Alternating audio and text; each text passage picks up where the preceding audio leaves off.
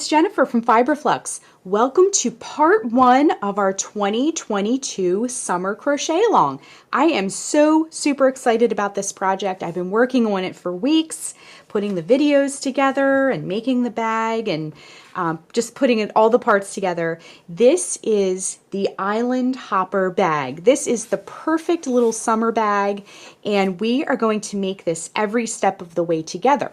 It has some beautiful wood handles at the top, and it opens up to be a generous size bag. To make the Island Hopper bag, I was very inspired by those kind of like straw tote bags you see in the summer, or the raffia tote bags. This is done completely in yarn.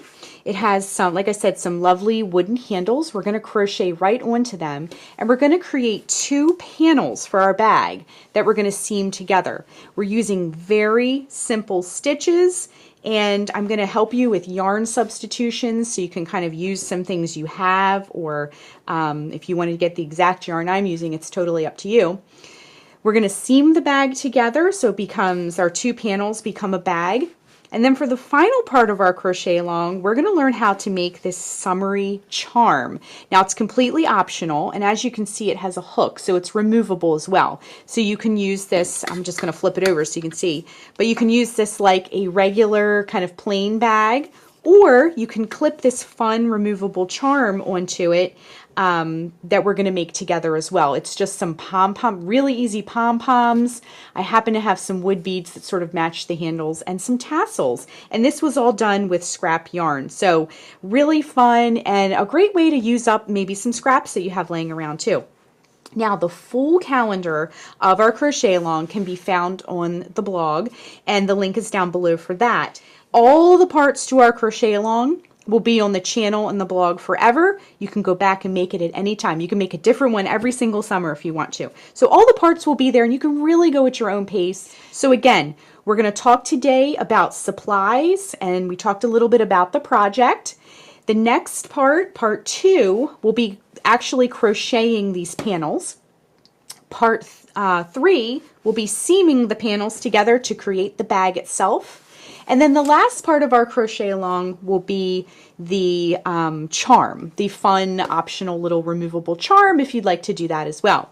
I always end our crochet alongs with a recap. So I'll take all of the parts to the written part on the blog and the videos, and I put them all in one post. So at the end of our crochet along, you'll have everything all put together in one post, okay? So the next part we're going to talk about is the supplies. And I really wanted to make this a project that if you wanted to go in your stash and grab some things that you already have, you can do that very easily as well. I will give yarn weights, I will give the specific yarn, but also the yarn weights and yardage so you can substitute as needed. If you haven't joined our Ravelry group and our Facebook group, the links are down below. Be sure and hop on over to those 2 groups. That is where our crochet along makers hang out. You can show off your work, you can ask questions. They're both very fun, positive spaces to talk about the crochet alongs. And it's where we have all of them too, so you can kind of look at other ones we've had as well. So without further ado, let's jump in and talk more about the supplies that you're going to need for this project. For this project, you'll need a pair of scissors, a tapestry needle to weave in some ends. You'll need 2 stitch markers. We're going to be making just 2 simple increases, and these will help mark your spot. We're going to need a 6.5 millimeter K crochet hook. This is my Furls Odyssey in black. I'll put the link down below in a coupon code if you'd like to get one for yourself. For our charm, we're going to be making a little charm on our bag. It's totally optional, but it does add something. It's very festive. So if you want to make the charm part, we have some worsted weight yarn.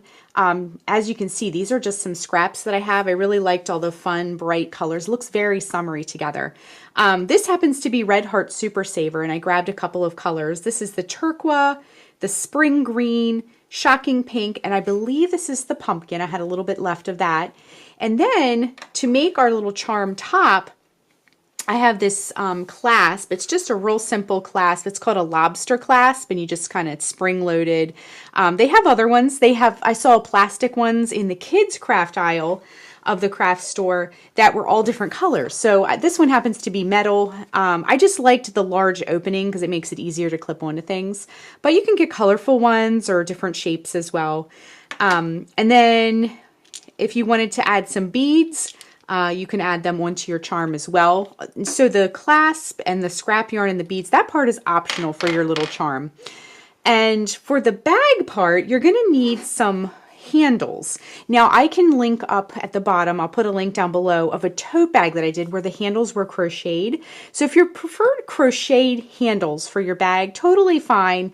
I can put a link down below for a tote bag that explains how to add the handles. But if you wanted to do wood ring handles like I am, these are 5.5 inches across. I got a, they actually came as a 2-pack. So I got a pair of light wood and I got a pair of dark wood, and you can see I'm already have it started to attach them to my bag. But I'm going to use the dark wood because I really liked the contrast of this light colored yarn. But if you like the look of light wood better, feel free to use those as well. I'll put the link down below for these handles, and so that way you'll have those. But these are 5.5 inches across. And then the yarn for the main part of our bag, we're going to be using, I'm going to be using Bernat Softy Chunky. I wanted to find just the right color to make it look like a straw or kind of raffia bag, like a summery tote bag. So this was the best color I saw. It's called Linen, and again, it's Bernat Softy Chunky. I'm going to be using 2 balls of this. So we're going to make 2 panels. Now let me grab this. I have one of the panels made here. So we're going to use 1 ball for the first panel and 1 ball for the second panel. So it makes it real simple. Now this is, each ball of this is 108 yards, so 216 yards total.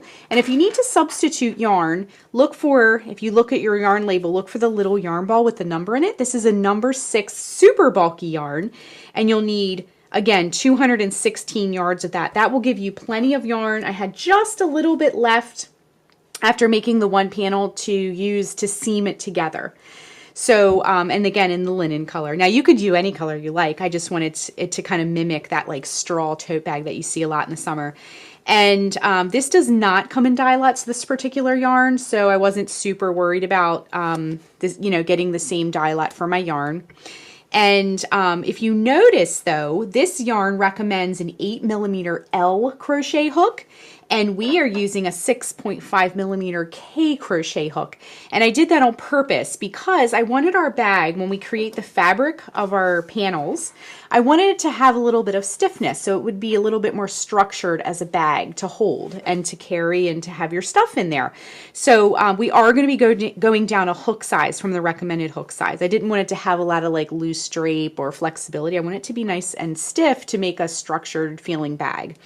So just to review, we are going to be using 216 yards of super bulky yarn.